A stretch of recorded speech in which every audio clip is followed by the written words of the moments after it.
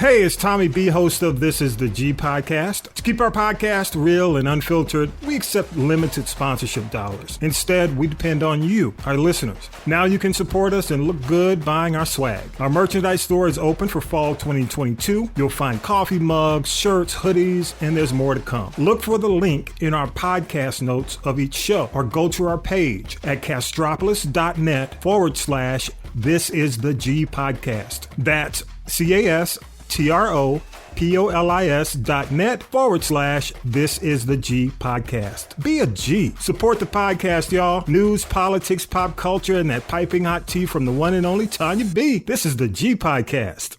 The next time you drive through Central Georgia, we've got a radio station we think you'll love. We're Magic 100, playing all of the songs you grew up with. You'll find us at 100.1 FM. That's 100.1. On I-75, you can tune us in from the north at Locust Grove and from the south when you get to Perry. 100.1 FM. Classic soul hits. Magic 100.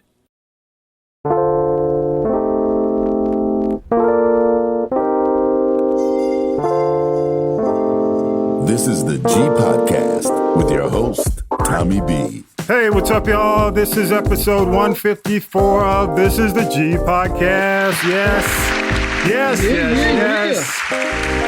The Brady Bunch is here, all bright and shiny faces. Yes. And you know, every week we do news, politics, pop culture, and the spicy hot tea from Tanya B. And I'm going to get to it in just a minute. But man, what a week.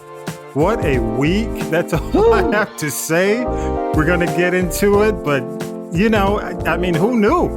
I mean, when we were talking about this thing with Harold Michael Harvey, and of course, Harold Michael Harvey predicted a blue wave, but we didn't get the blue wave, nor did we get the red wave. So, I'm going to ask the panel what we got, what you think we got. And we've got a special guest. I'll introduce him in a minute, but what's up to my co-host Tanya B and Vi? I'm just going to go ahead and say, hey, what's up, y'all? Hey, what's up, brother? Again, a holiday. I guess can we call it a holiday miracle? I mean, in November, the Dems retain the Senate. We don't know what's happening with the House yet, but they're kind of gnawing at, city by city, state by state. Joe Biden outperformed in the midterms going back over 30 years, which is just amazing considering everything that's going on with him. And I'm going to ask y'all about this. The monster that the Republican Party created is coming back to bite them. That's just, my quick take on this. And of course, on December 6th, we're in the state of Georgia. Well, three of us are. And one's in Florida. I got to ask him about his experience in Florida. But the Warnock-Walker runoff is coming up December 6th, and it gives the Democrats another opportunity, hopefully. And I'll say this, I am more of an independent, but the Manchin cinema stronghold hopefully will be weakened if Warnock gets in. Because I just hate to see, moles in a party. Either be the party or don't. You know what I mean? So that's my take. Again, this is the G Podcast, episode 154. I'm Tommy B. Again, we do news, politics, pop culture, that piping hot tea with the one and only Tanya B. Yes. Yeah. Tanya B. Yes. Bird Wire. You can check her out every Friday and Saturday, 8 p.m. and 10 p.m. and Saturday at noon. And again, y'all go to castropolis.net and it's on demand if you miss it live. Anything, let me say this though. It was Veterans Day this week. And Vi, thank you for your service. And I heard you play Paul Hardcastle 19. 19. So yes. I'm like, whoa. Yes. Those are my turntable days, My father, my grandfather, my brother-in-law, my cousins, they're all veterans. And I think everybody, if you don't have anybody who's in your immediate family who's a veteran, everybody pretty much knows somebody who was in the military. And I just say, thank you for your sacrifice and your service. And the families give up a lot too, so that we can walk around freely as we do. So, I just hope people don't take it lightly. And I just say, I salute the veterans, not just on November 11th, but every day. I see people in the airport. I see them in uniform. Thank you for your services. It goes so far, and it takes you 10 seconds or less to say that. So. Absolutely. And I'm going to give it up for our vets. Yeah. Thank you so much. Thank you so much for all you do. And speaking of vets, my brother from another mother, the country commentator, as we like to call him. Spelled with a K. With a K. And the pride of Forsyth, Georgia. Y'all give it up for Vi.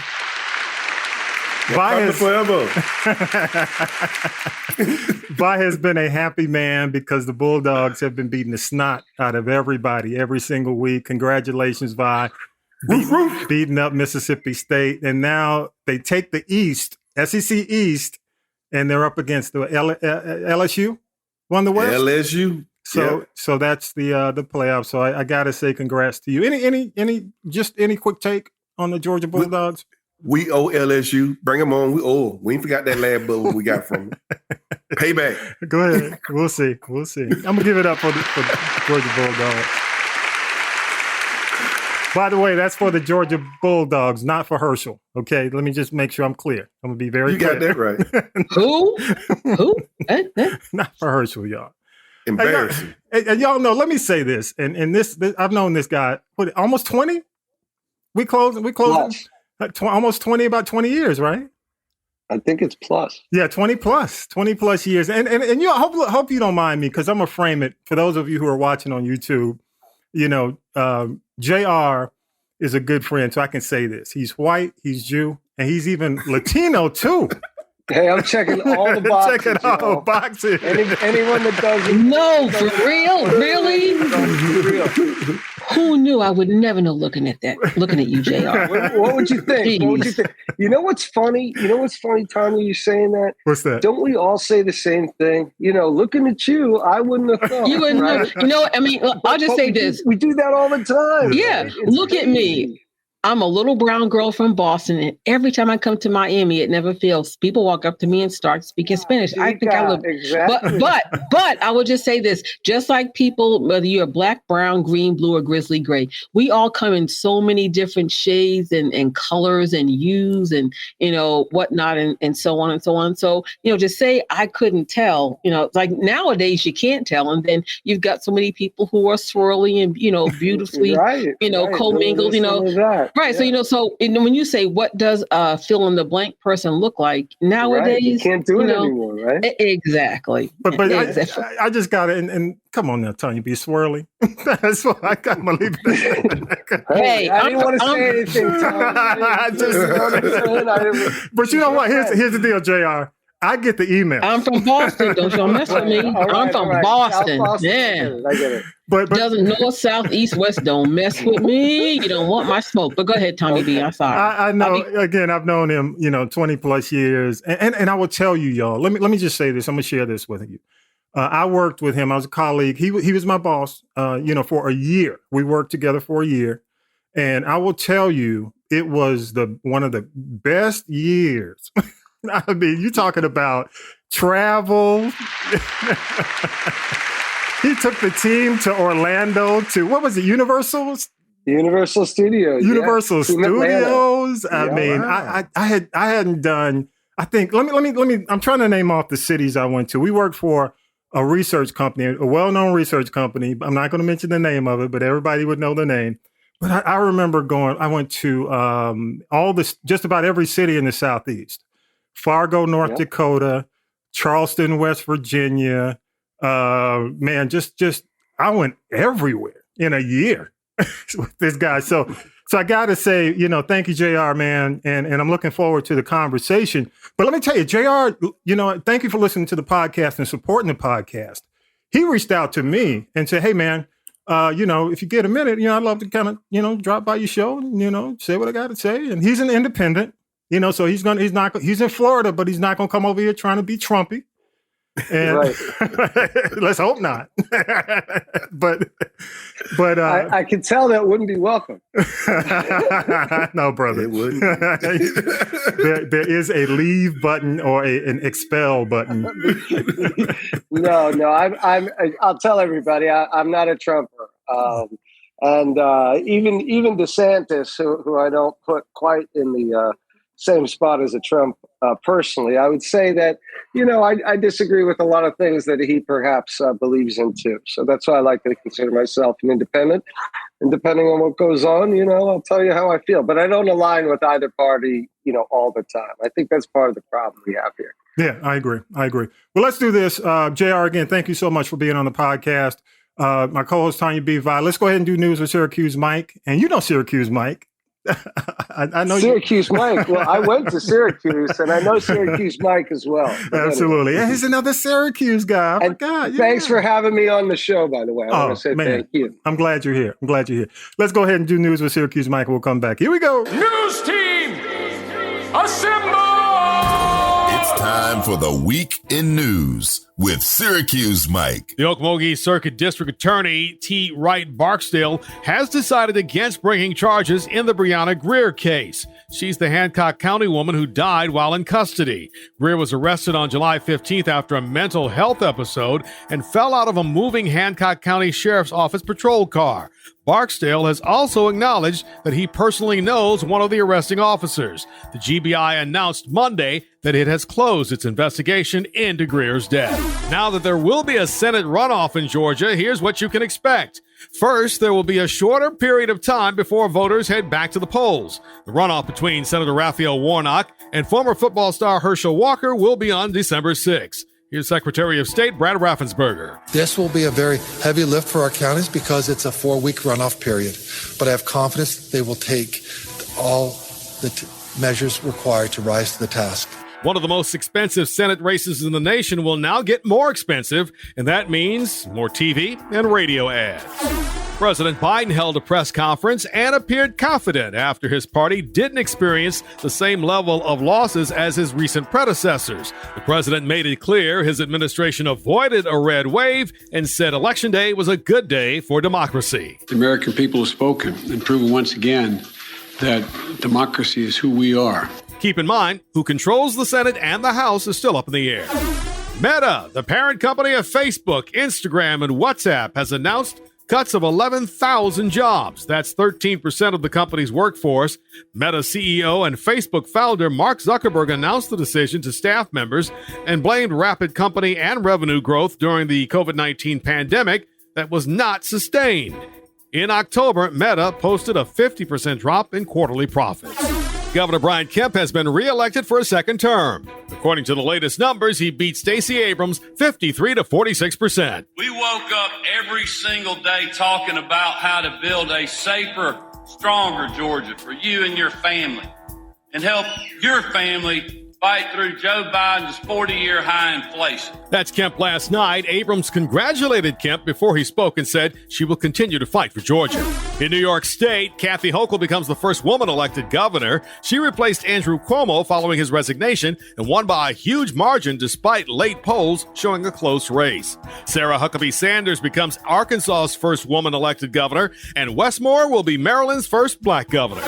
Lawyers for WNBA star Brittany Griner have revealed that she's being moved to a Russian penal colony or prison camp to begin serving out her 9-year sentence on drug smuggling charges. It could be weeks before her exact location is known. Many Russian prison camps are also a source of revenue, with manufacturing plants for food or clothing, and even construction work performed by prisoners. Conditions can be harsh. Longtime sportscaster Fred Hickman has died. Hickman and the late Nick Charles became the face of CNN Sports during a time when CNN actually devoted airtime to a sports program. For many years, they competed with ESPN's SportsCenter. Hickman eventually joined ESPN and Fox Sports. He was just 66 when he passed. I tell you, rest in power, Fred Hickman, man. Growing up, high school, Fred Hickman was a big deal. And so to see him pass or hear about him passing at 66, young age, I guess the services are coming up this week. Still no, I guess, announcement on what, the cause of death was. But, our prayers and condolences go to his family, and always a good, smooth delivery and very insightful and funny. He had quick wit. So, rest in power. And again, condolences to his family. All right, y'all, we got this week. I'm just going to jump right into it. And I'm going to start with you, JR, because, one of the things, you and I worked in data. Okay. You definitely, and let me tell y'all, as a manager, this guy expected excellence.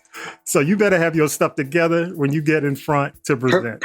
Perfection was the goal. Excellence will be tolerated. That's what I'm saying. That's what he was. But heck of a guy. Learned a lot working with him. But let me ask you about this. First of all, the biggest question is, what's your biggest takeaway from what you saw happen on Tuesday? Nobody knows. Really? Nobody knows.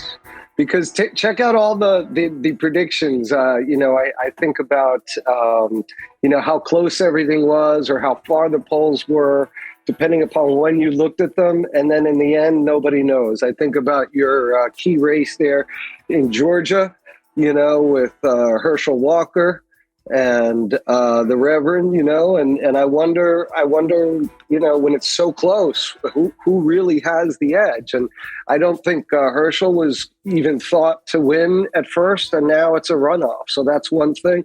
And then I stop and I look at my own election here in Florida, where, you had Crist and DeSantis, and supposedly it was neck and neck. And in the end, it was 2-1 DeSantis to Crist. Yeah. So my take on it is that nobody really knows until the election day. And it really depends also, I think, on how fired up people are. How passionate are they about the given election? I think a lot of people don't realize how important their votes are. Mm-hmm. And that if everybody says, my vote isn't important, well, look what ends up happening or doesn't end up happening. Well, you and I work together in of course, in data, in research. One of the things, and I've been saying this throughout the election, throughout the campaigning, I believe that it's tough to get people. It's tough to do polling these days. The way it used to be back in the day, you had landlines. There's no landlines, yes. Exactly. And how? So when you think about the methodology that used to exist. Can you really trust the polls? Can we trust the polls these days? I think you can trust the polls, but I think in the end, the reality is we don't know. It depends on how, depending upon what goes on. If you stop and think about what happened toward the end of the election cycle, all of a sudden you heard about Herschel Walker and allegedly paying for women's abortions.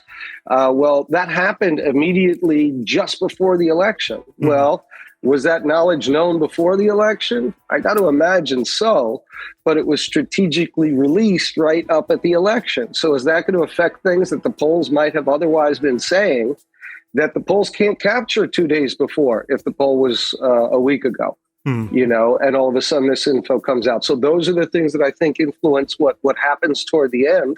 And, some of it is unpredictable. If you think about what happened up in Pennsylvania with Dr. Oz and Fetterman, who expected Fetterman to have a stroke? Yeah. I mean, that kind of stuff is unbelievable. Yeah, the intangibles, I guess. The things that you can't do. And then depending on what happens, sometimes people get passionate about something last minute because something goes on. I know DeSantis made a very impassioned speech about how we're not going to say certain things down here about wokeness, that kind of thing. And maybe that fired people up. They wanted to hear something like that. Or maybe it didn't bother the other people on the Democratic side as much. You don't know what affects things last minute.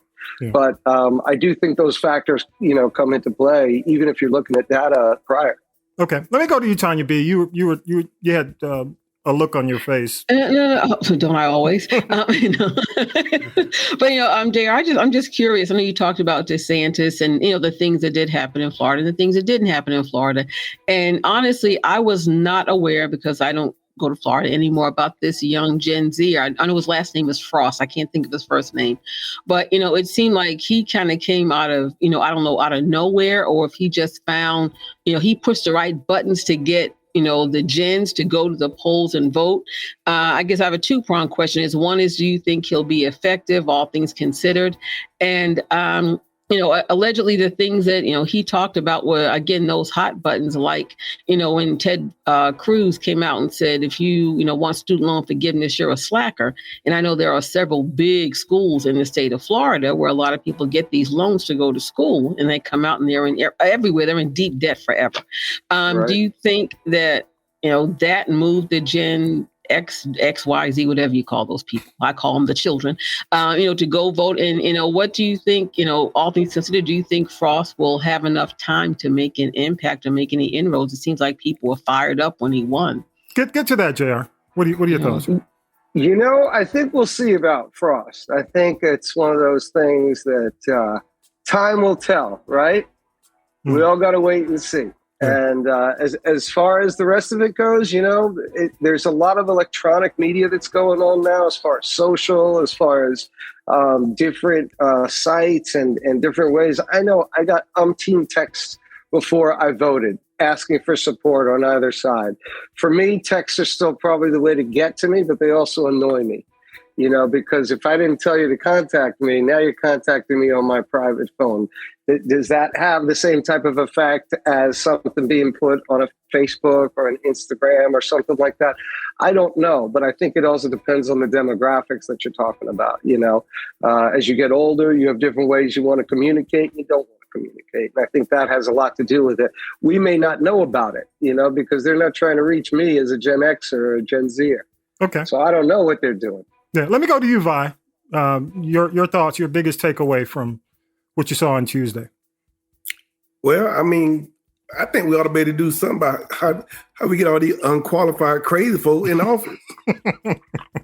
Dang, come on now. It makes it seem like I can just wake up one morning and say, okay, I want to be Congress. As long as you vote for me, I get in there. That is crazy. Yeah. It should not be that easy to get in office, but it is. Yeah. Yeah. Let me say something, and I'll say this, and I'll start. My biggest takeaway was the Republican Party, and you and I think we've been saying this since we've been doing the podcast, has constantly been moving away to the point where it's a fringe party from where the traditional Republican Party used to be. And that's a big deal. I think, when you see, especially when we look at the state of Georgia, we see Marjorie Taylor Greene, you see Lauren Boebert, who's out in Colorado, all these, and again, I'm just going to use the phrase Trumpy candidates. I think it backfired. The other thing is, it almost comes across as kooky, and I hope.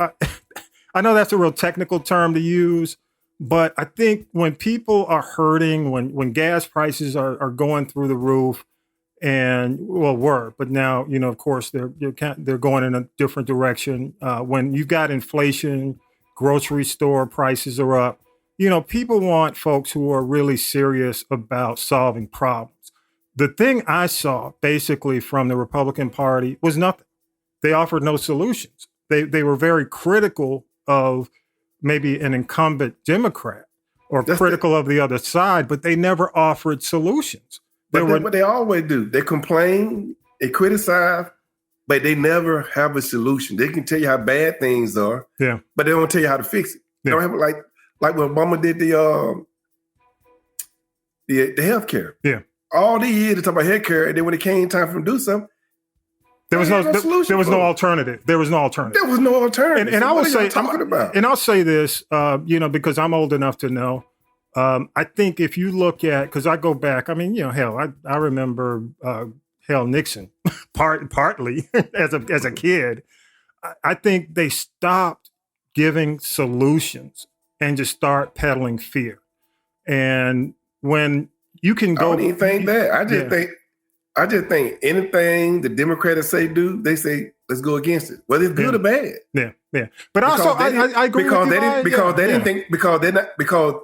if they didn't come up with the idea, it's a bad idea. Yeah, I agree with you to a certain extent. But if you've been around long enough to know, and I think it backfired this time around, because the other thing is, I think Trump is being hurt was hurt by the January 6th. By a lot of what was said, even though I think a lot of folks felt it was a waste of time, I think it was a slow erosion of credibility. And I think based on where they stand right now, you're going to see them really, just like a lot of them, you know, even when you look at Herschel, even though the fact with Herschel Walker, you know, Trump actually encouraged him to run, he didn't use Trump at all in any of his ads. I mean, I think a lot of them are really pulling away from him, even though as we tape on a Sunday, the word is he's supposed to make an announcement on Tuesday. But I mean, look at what Rupert Murdoch and his media company has decided to do. For the most part, they were on Wednesday morning, they were slamming Trump. I mean, they call him Trumpty Dumpty. For now. I mean, what's that? They're slamming him for now. Yeah, and I say for now, but anytime when you're in a situation like this, because right now, keep in mind, the other thing is with these court cases and charges pending, everybody's waiting to see what Merrick Garland's going to do. Plus, you've got the situation in Fulton County. I'm not saying they're going to do it because you know how I feel. Hold your breath. Don't hold your breath. But still, all these things are pending. And a lot of what was said was, we're going to wait until after midterm. So in my opinion, I think he's making the announcement Tuesday because he wants to he wants to get ahead of a lot of the legal issues he has. You know, I just think right now the Republican Party is a party rudderless. And fanatics. You know, and well, you got, you know, go ahead, Tanya B. No, I get what you're saying. You know, it's funny. He'll make this so-called announcement on the 15th, and on the 16th, watch Ron DeSantis come and say, I'm running for president. And that's going to be interesting because now Trump also claims he's going to come out with some very, very bad, no more than a three-letter word, very, very bad information was DeSantis. Because actually, if you look at the end of the day, DeSantis is his governor.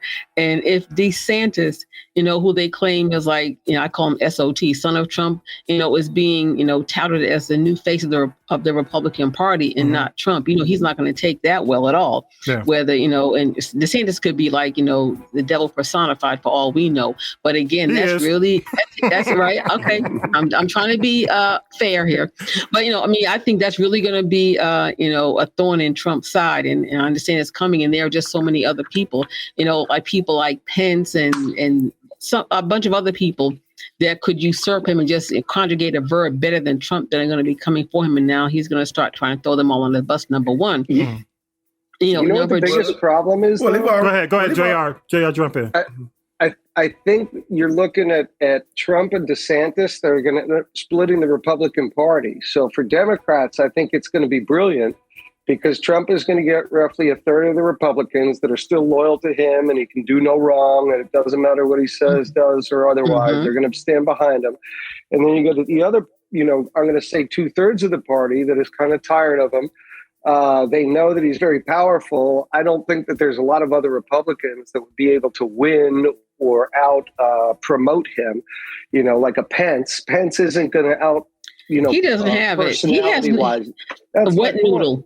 Wet noodle. Yeah, that's my point. So you're not going to get anything there. And the only other person then would be DeSantis. I think they're going to have to figure that out sooner than later. And I think Trump's not an idiot, which is why he's going to make his announcement Tuesday and then say that Ron DeSantis is, you know, just following up or just trying to, you know, be his also ran kind of thing. He's also given him a new name, Ron DeSanctimonious. It's funny. I heard about that. I think it was rejected though by a lot of the Republicans because for the conservatives, because he can't spell offensive. it. How about that? Look, he's already threatened DeSantis. He said if DeSantis decide to run against, he's going to put out stuff about him that don't nobody know besides him. Yeah, he said bad stuff. Yeah, real bad. He said his wife should be worried. Yeah, it is. Gosh. Hey, let me play something. Let me play a comment, and because I think this is something we need to go into a little bit. Let me play this. You guys familiar with Michael Cohen? Trump's ex lawyer. He was on MSNBC. Let me play what he had to say. Let's really, I mean, you have all run up straight into him head first in one way or another. So I want you, Michael Cohen, to tell me what that second thing looks like that Tim's talking about, trying to obliterate the Ron DeSantis out there. Well, he will. No different than what he tried to do with me. It's all part of the same playbook. Donald only runs relatively the same plays, maybe with a tweak here or there. The first thing he does is he labels you, right? Whether it's low energy Jeb, little Marco, Lion Ted. Now it's Ron DeSanctimonious. I don't even know what that means. And I know one thing, that he doesn't know how to spell it. So somebody actually did a good job for him. Then after that, he's going to start to try to use whatever media sway that he has to denigrate you. He's already put it out there, something about Ron DeSantis' wife isn't going to be happy. That's a latent threat. What did he do to Ted Cruz? He put a picture of Ted Cruz's father with Lee Harvey Oswald, right? And the caption by the National Enquirer, Ted Cruz's father killed JFK. But he did the same thing to Marco Rubio when he had Marco Rubio in a swimming pool with cocaine with a bunch of naked guys. Same National Enquirer. Well, the National Enquirer is not relevant anymore. Nobody even looks at it. He lost the New York Post. He lost Fox News. Trumpty Dumpty. That article was really rough. So at the end of the day, what does he have? Untruth Social? How many people do you got? 20, 30 people on that? So where is that going to? If we give him the oxygen to keep this going, it's on us. Yeah, that's my concern. And you know what? This will be, as a post-mortem, probably the most time I'll spend even mentioning his name. I think it's relevant because we have to, they were so dependent upon him actually making the name a positive, and actually it turned into a negative. One thing I want to ask you, and we'll kind of wrap up this conversation about the election. Jim, are you surprised with all the information that came out on Herschel Walker that white women voted for him upwards, 75, 76% in Georgia? Does that surprise you? Yes. I don't quite know what else to say. Yes, that surprises me. What doesn't surprise me is that he still has what I'll call star power. And I remember watching him when I was a kid playing football. And I think a lot of other people in Georgia still remember him as Herschel Walker, the football player. And if you only listen to one side of the news, you're only probably going to hear one set of information, And so depending upon what you watch, if they're not watching certain networks, they're not going to get as much information. Now, I do think that his whole the scandal with the abortion, alleged abortions and whatnot probably did make both sides of the news. But I think depending on what you watch, you're seeing a lot more of it or a lot less of it. Yeah. And it depends on who you're living with and, that kind of thing. And if people also get the news from one set of news sources, it's going to be different than if you look at all of them. So I think that factors in a lot. Yeah. And it also actually, when you look at, Stacey Abrams again, in the state of Georgia, lost to Kemp. And a lot of it had to do with the fact that even with Roe v. Wade, people still voted for Kemp. They still voted with Kemp, and that surprises. I don't think it was as bad in some of the northern states. You look at Michigan, you look at New York with the gubernatorial races. But in the South, you've got, of course, white men are going to be lockstep with the Republican Party right now. But to see white women still, and again, I don't want to just throw a blanket. I think it's older because in the state of Georgia, for the most part, we're talking 50 plus. There was a big youth component in this election that came out, but you still got the majority of the voters who are coming out are 50 plus. So those 50 plus white women, college educated, and just high school, those folks voted for Kemp. They're also voting for Herschel Walker. So it's interesting to see what the strategy will be for the Democratic Party going forward to find out how they can pull those women over. Do you see, as a woman, Tanya B., what do you say? I say those heifers fell and hit their heads. But, it just makes you wonder because mostly every single woman, and most men have A type, let's just call a thing. But if you look at the bulk of the women that came out and said that they had these dalliances or these affairs, and they went and got these pregnancies terminated with Herschel Walker, and there was some that showed their receipts.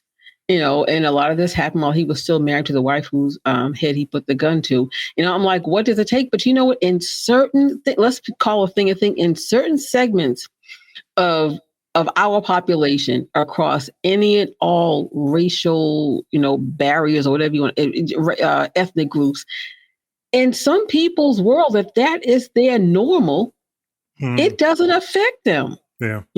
If you're used to being around violence as a child, although you are traumatized, and you go up to be an adult and you want to stick and stay in the hood, that doesn't affect you, because if getting pregnancies terminated and getting pregnant by men and, blah, blah, blah, blah, blah, if that is your normal, it doesn't affect you. And apparently those women that went and voted for him were women that, I'm not trying to generalize or say anything about anybody shady, but let's call a thing a thing. If that's normal in your world, then all the stuff that's been said about Herschel Walker doesn't affect you. Let me take it a step further. If what is normal in your world is things like, the situations with Trump with the women and the hookers and the this and the that and grabbing by the poo-tang and whatnot, if that's normal in your world, it didn't affect you. These two people knew how to cater to the lowest common denominator of intelligence, at least in my world, the view from my bridges. So they found, how you find those buzzwords and things that they know will move people to go vote for them, because a lot of them weren't affected by that. Okay. Hey, well, let's do this. Okay, because we got to get to the tea. Jim, that's your mission, to go out and poll the white women and find out. Wait, are you sure you can say that? You know what? Isn't this a family broadcast? It's not. Not anymore. Not anymore. Not let me go poll the white women. So you are the Ethan. But I'm saying, you are the Ethan Hunt. Okay. Wow, I can't even believe we went here. You know what? But I'm just saying, because let me say this: if JR will be polling the white women. Okay, go ahead.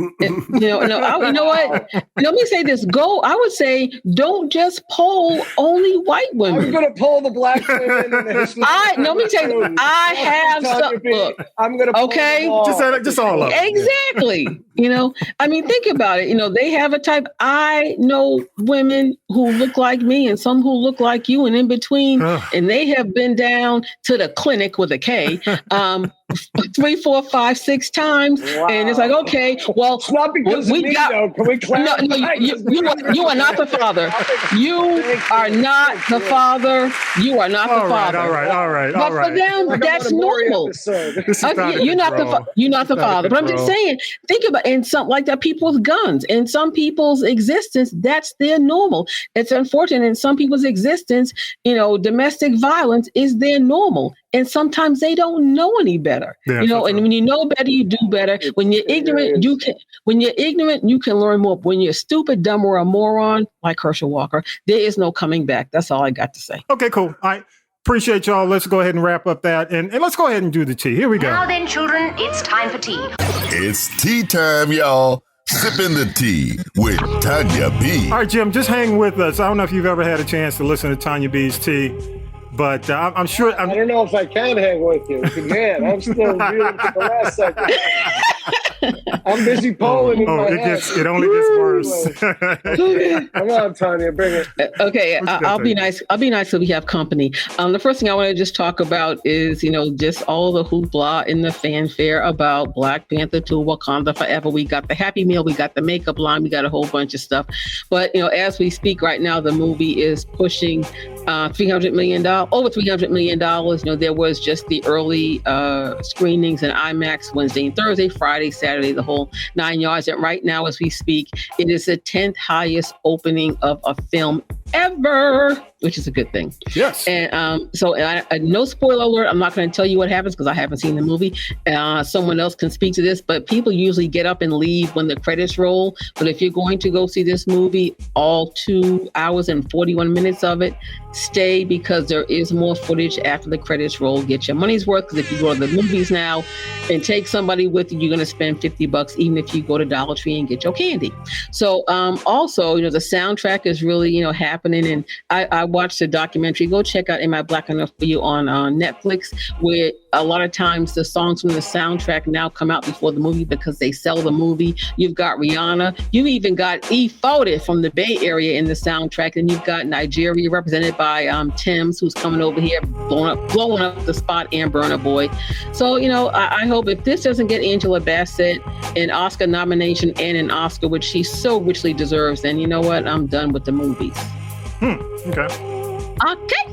And now we're also going to talk about I call it the concert funeral of the rapper Takeoff, 1/3 of the Migos. Over 15,000 people stood in all of that rain on Friday outside the State Farm Arena trying to get in. The minute you came in, I thought this would happen. They seized any and all cell phones, because people be pulling out their phones all the time. Alicia Keys was supposed to perform there because she apparently worked on an album with the Migos with Drake. Drake spoke, Ja Rule performed, Chloe Bailey, Beyonce Jr. performed, and Justin Bieber was there, him and his whatever that thing is he has in his face. But then Yolanda Adams came. I heard she shut it all the way down and took everybody who had never been to church, went to church that day when she hit the stage, okay? Jack Harlow was also there. No body count, but I hear that Lori Harvey has dumped in and gone back to Future. And I understand when Offset gave his speech, he became so emotional that everybody in there was just crying. And somehow, and it had to be an inside job. If they took people's phones when they were coming in, it was an inside job, as Offset's speech at the service has been leaked to social media. And shout out to Mayor Andre Dickens for presenting Offset's family posthumously with the Phoenix Award, which is the highest award that you can get in Atlanta. And I don't know if Stacey was there, but she probably should have been. And now we're going to talk about one of the biggest stories of the week, which is Meg Thee Stallion, and here is why. Now, Meg Thee Stallion is getting support from a lot of entities. There's a letter from the Southern Black Girls and Women's Consortium, and it's an open letter that condemns violence against women. And the first thought that came to my mind is, why should Meg have to defend herself, if other men won't? And that seems to be the way, because, in light of the recent events, Drake has this Circo Loco song out that accuses her of lying about being shot by Tory Lanez, and also accuses her of getting, immense plastic surgery, which she probably has a lot less than a whole lot of these other girls out there. Cardi B, I'm just calling a thing. And so Mama Maxine Waters openly supports her, Congresswoman Sheila Jackson, Tamika Mallory, and a bunch of others. More than 24 women have signed, this massive, letter of support to her. And, it's just interesting because I read the entire letter, but the two things that really got me were these quotes. And I start with saying, it must be said that our culture has failed you. And I think it failed Meg, but I think culture has failed women. And they call her one of the most brightly shining daughters. But then, and this is also applicable to a lot of women, you've had to navigate this deeply difficult experience in the public eye, and while you've managed to stay strong and keep showing up for work every day in spite of it all, and I think that can be said to those women who had to deal with that per Harvey Weinstein, Roman Polanski, now even Warren Beatty's being accused of sexual assault and statutory rape. And I understand that there are some more allegations coming out against Orange Julius with some underage girls, but you know what? Some people just won't care. Their mind is what it is. But, that's really it. And, I give Meg credit for, still, staying in the race and running the course. And apparently she has a better support system around her now than she did before. And I just hope, that she's victorious in all of this, because, and you look at a lot of places, you look in, whether it's music, corporate America, a lot of workplaces, women are still second-class citizens. Now men can't get away with what they used to get away with. But it's still there. And I just say this whole situation speaks to almost every man. Everybody has a mother, a daughter, a sister, an aunt, a nana, a godmother, whatever. And, if somebody came and, said, okay, JR, Vi, Tommy B, this man is accusing your daughter of lying about being shot. You want to go and yoke them up and buck up on them because it's not right. If they come into her space and try to violate her, you want to yoke them up. And I'm sure if you have a son, most people, I'll say most, because some people, again, they live in these worlds where violence is the norm. But, just teaching, our young men, whether they be black, brown, green, or grizzly gray, teach them how to respect women. Because again, if someone did, if someone said to about Meg what Drake said, they'd be up there, trying to yoke him up. But again, he needs to go somewhere and sit down and fold the laundry. Because you want to talk about somebody having plastic surgery. Let's look at his baby mama, the stripper turned porn actress. Well, let me ask you this, Sonya B. Get off my phone. On another note. Okay. Still regarding Drake, I mean, who is disappointing that he would say something like that, considering his, the size of his audience. But do you think he was doing it because he's still a Canadian citizen? One, and the guy, what's his name, Tory Lanez? Tory Lanez is Canadian. Yeah, they're both Canadian. Right. So do you think it was just him trying to defend his fellow countrymen? And don't go into, we don't have a lot of time. I'm just going to say this. Yeah. No, let me just say this. Now, he came from Meg and said that greasy stuff. Last week, he was getting greasy with Serena Williams and her husband. I think they are women that turned him down. And Vienna sausage. Next. Okay, what you got next? Wait. We're keeping it moving. No. No, Go ahead, I got more. Now, I'm just done. But one thing I do want to say is, can we just say 500 to Andrea Campbell? She's the first Black female attorney general in my home state of Massachusetts. Okay. Now, what about Snoop? You got some information? Oh, I forgot. Oh, yeah. I'm sorry, y'all. See, I got all caught up in this. Y'all got my pressure up. You got carried away, and you got Jim perplexed. Okay. Now, see, now that's what. Come on, JR. Lean in for this one. Lean in for this one. Oh yeah. Are you ready for? Are you ready for? I don't know if I'm ready for anything. I don't know if you're ready for this podcast. Whoa. Are you ready for Snoop Dogg the movie? Alan Hughes, who directed Menace to Society and Dead Presidents, along with Joe Robert Cole, who is the co-writer of both Black Panther movies, will be at the helm of this movie. It comes through Snoop Dogg's Death Row Pictures, and it's interesting if you look at how long of a way he's come from his 1992 debut on the soundtrack of the movie Deep Cover to now being an international brand. He's into the whole lifestyle thing. He's also a technology entrepreneur. Dig that. Entertainment, and plus, he brought Martha Stewart back to life after she, learned how to survive in jail. So, what? It will be interesting, and he's going to be involved in it. So I just hope that, unlike the Whitney Houston movie, I Want to Dance with Somebody, that it, tells you the facts. Don't glamorize, those things that weren't, all that positive. But I just hope it tells the truth in that, he really continues to just be, to show that, you can change. And like the saying goes, when you know better, you do better. I think now he knows better, and now he's doing better. So I'm not mad at him. And he does not smoke 150 joints a day.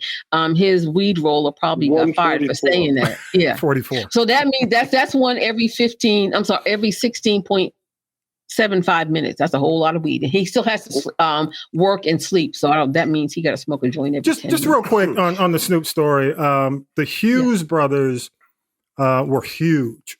If you remember the movie Dead Presidents. They did Menace to Society. Menace to Society, but also The Book of Eli with Denzel. In my opinion, they're two of the most, it's only one of them now. They split. They had a bad fight, broke up. But Alan has the Emmy. Alan has an Emmy. But the Hughes brothers, knowing that a Hughes is involved in this, I think it's going to be very good. And hopefully one of the things I hope that they deal with is, the thing that really turned Snoop around was that murder trial. When he was acquitted, that's when I think he saw his life flash before him, and after that he was a different person. So what else has to do with this? Not so much his talk with Oprah, but I don't know if if you watch the Dionne Warwick documentary Don't Make Me Over, it comes out finally in January.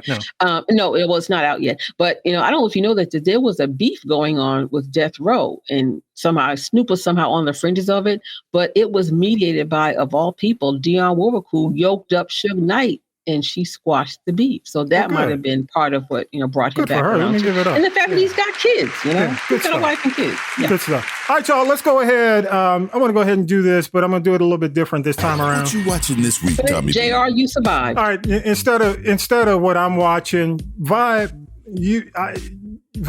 look at him. The music hits him and he's gone. But Vibe, what was your take on Wakanda Forever, man? What's your take? To me, it was a great movie. It had everything in it. It had all the emotions in it. I'm not gonna say it was better than the first Black Panther, but it's good. Okay. I mean, the direction was good. The character was good. The story was good. I mean, to me, it was very emotional. Also, it was a good movie, and it was surprising. Okay, I appreciate you for not giving any spoilers, and we're not going to give any spoilers on the show. But how was the crowd when you went to see it? They were pretty crowd. I mean, they was quiet. Okay. It was quiet. Was it a packed house? Yes. It was packed? Okay. Mm-hmm. Yeah, and that's interesting to me because, well, I mean, I think people are getting beyond COVID and they're really going out. This was not a movie like a lot of the big movies have been also on streaming. This was not one of them. It was only in the theater. So, I'm glad to hear it. I think the biggest criticism I'm hearing is the length of it. But if you can sit through Endgames, you can sit there. How long is Endgame? I mean, what was the other one? I was so into the movie. I knew it was 3 hours long, but it didn't feel like it. Yeah, and that's the mark of a good movie. Mm-hmm. So good for them. Good for them. Appreciate you, Vi. Vi was on the on the scene to see Wakanda Forever first weekend. Did you wear your white, by the way? I did. In the winter? Okay, cool. Very good. In the fall? Good stuff. Appreciate you, man. Hey, just real quick, as we wrap up what you're watching, before I kill it, Atlanta FX is over. So Donald Glover and the crew, I do have to give them their applause. FX, I call it Atlanta on FX because when I just say Atlanta, nobody understands it's the Atlanta series. But that show, I wasn't a big fan. I didn't watch Seinfeld, but it is one of the shows. If you heard Seinfeld people talk about a show about nothing, that they make something out of nothing, they'll go down probably the last few seasons as the show that made something out of nothing. And the last episode was true to that. If you haven't had a chance, check it out. Also, I'm still watching Abbott Elementary. Definitely, and they're getting the funny back. They're definitely the back half of the season rolling the jokes. The writing's better.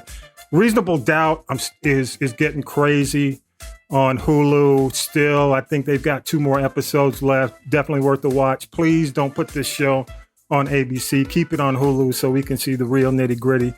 And the show that's surprising me still, and every week, it's emotional. Let the Right One In on Showtime. I'm serious. This is the one with Anika Noni Rose is one of the stars, probably the biggest star that we would know.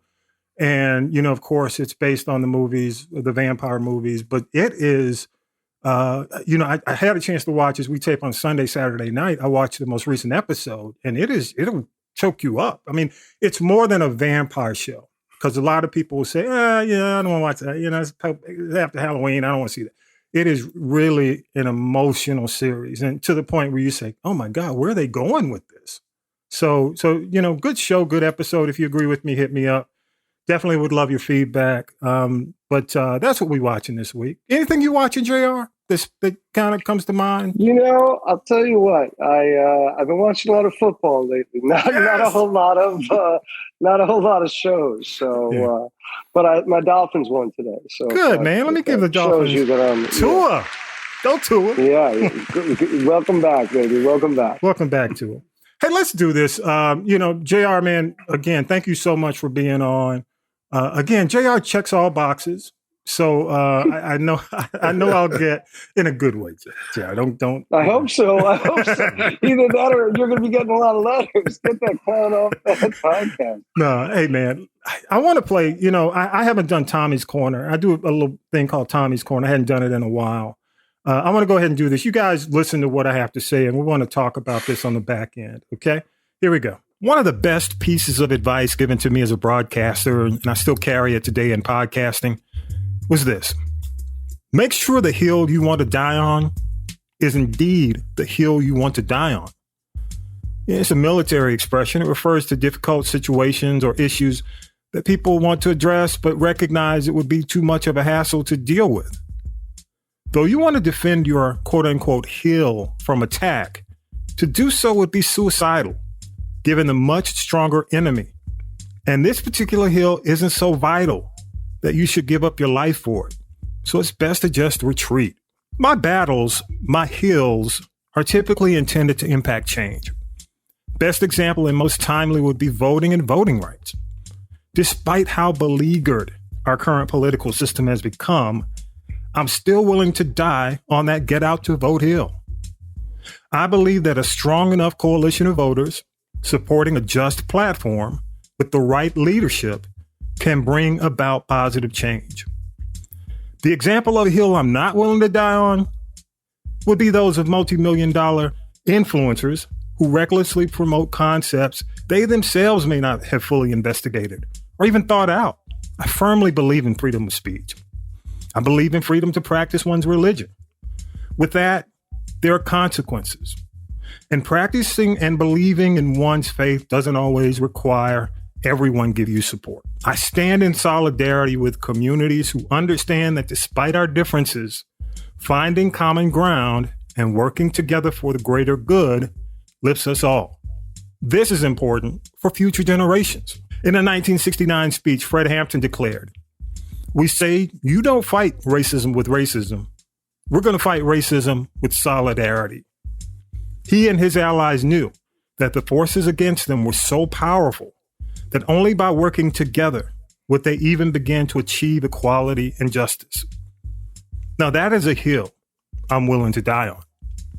I welcome your thoughts. Go to Castropolis.net, leave a voicemail. This has been Tommy's Corner.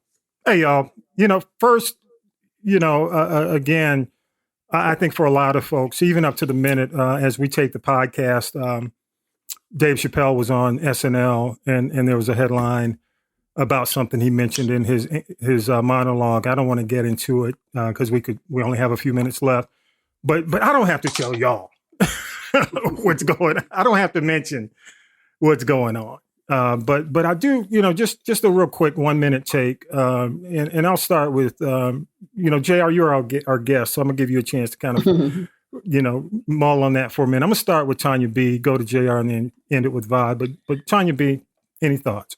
Well, I actually, there was some times when I laughed and it seemed like he kind of wanted to play it safe and not step on everybody's toes. He did step on some folks' toes. But like I said to you, the headline comes out about, how he's trying to popularize anti-Semitism. I'm like, you hope there are enough people, but you don't always know that that know better than to think, why would that be popular?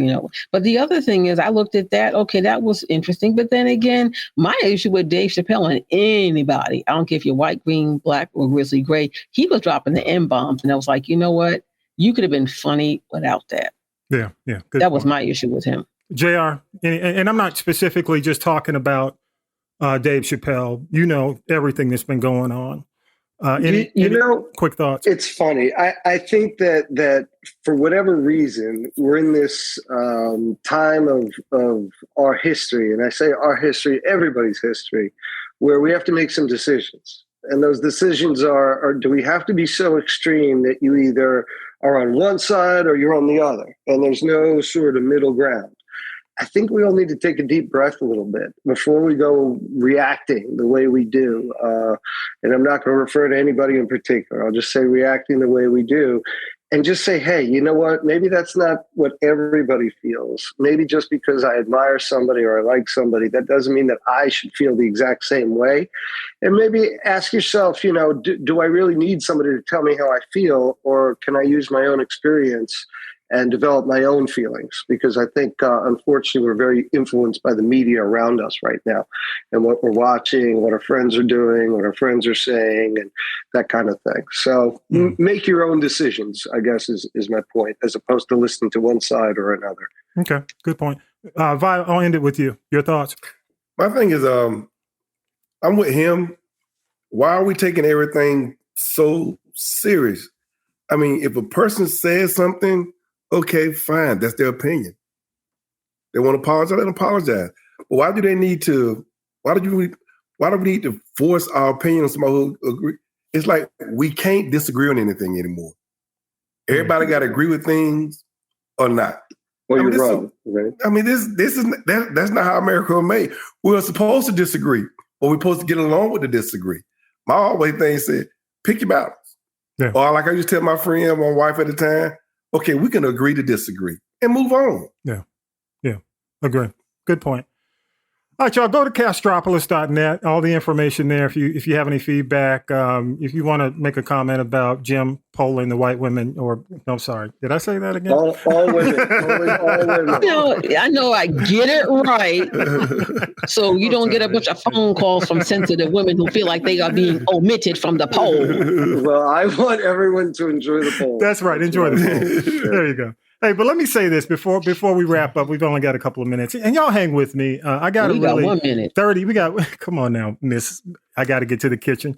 Let me say this real quick. I want to thank last 30 days: McDonough, Atlanta, Tacoma, Washington, Decatur, Seattle, Palm Beach Gardens, a couple of towns in Ohio, Illinois, El Dorado Hills, California, Newmarket, Alabama, Greenville, South Carolina, Lithonia, Rancho Cordova, London, El Paso, Oklahoma City, Dayton, Las Vegas, Charlotte, Dallas, Georgia, Boca Raton, San Bernardino, Riverside, LA, Hawthorne, Muskogee, Wisconsin. You'd know, Jim. Ashburn, Virginia, San Antonio, Richardson, Texas, Humboldt, Texas, because he traveled a lot. Okay, I'm not going there. Bel Air, Texas, Tullahoma, Tennessee, Halsey, Oregon, New York City, Trenton, New Jersey, Rockville, Maryland, Dorchester, Massachusetts, Boston, Massachusetts, Bloomington, Indiana, Stone Mountain, Norcross, Midland, Georgia, Lawrenceville, Fairburn, Dublin, Georgia, Sylmar. You know where Sylmar, Florida is, Jim? I'll ask you about that in a minute. I think I do, actually. Good stuff. It's Central Florida. Central Florida.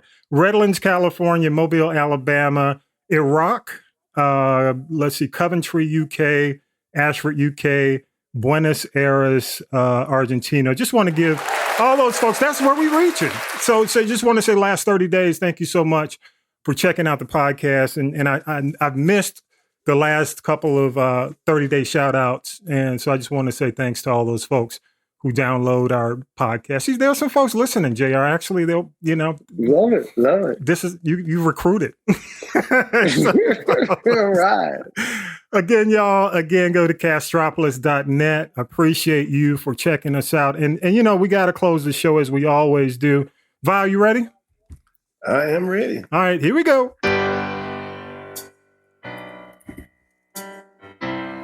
You may not be able to keep people from speaking evil about you, but you can at least stop supplying them with the ammunition. As long as you do what is right, their accusation will be empty and only embarrass them. Keep your conduct above criticism. 1 Peter chapter 3, verse 16. Having a good conscience, so that when you are slandered, those who revile your good behavior in Christ may be put to shame. In other words, people, don't do wrong. Don't do wrong. Don't be messy. People won't be talking about you. So if they talk about you and you know you ain't done wrong, then you have nothing to worry about. Be true to yourself. That's all that matters. Stay good, people. Stay peaceful. Amen. Amen. Amen. Thank you so much, Byron. Thank you so much. Appreciate you, man. Thank you. JR, again, man, thank you for coming on the podcast. Thanks for reaching out. My pleasure. Please come back. Please come back. Please come back. And I know I'll get a text as to whether or not he's coming back, but thank you, JR. I appreciate you. Hallelujah. Why wouldn't I come back? You survived me. You survived.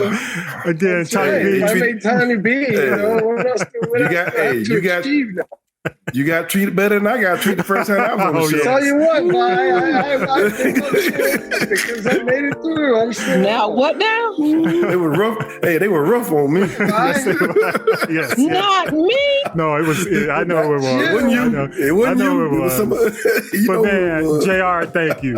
See, they'll go on and on about this. It's my pleasure. Tanya B again, Birdwire, Friday, Saturday nights, 8 p.m., 10 p.m., Saturdays at noon. Definitely go to Castropolis.net. and the on-demand version is there. Vi, thank you so much. And again, thank you for your service, man. 20 plus years military. Man, appreciate you, bro. All you do. That's right. My brother from another mother, keep doing your thing. Thank you. Yeah. Remember, freedom ain't free. Somebody got to pay the price. We appreciate it. Thank you. And with that, episode 154 is in the can, y'all. And we are out of here. Peace and power to the people. Have a great week, y'all. Wakanda forever. You've been listening to the G Podcast with your host, Tommy B. The G Podcast is a production of the Castropolis Podcast Network. Thanks for listening.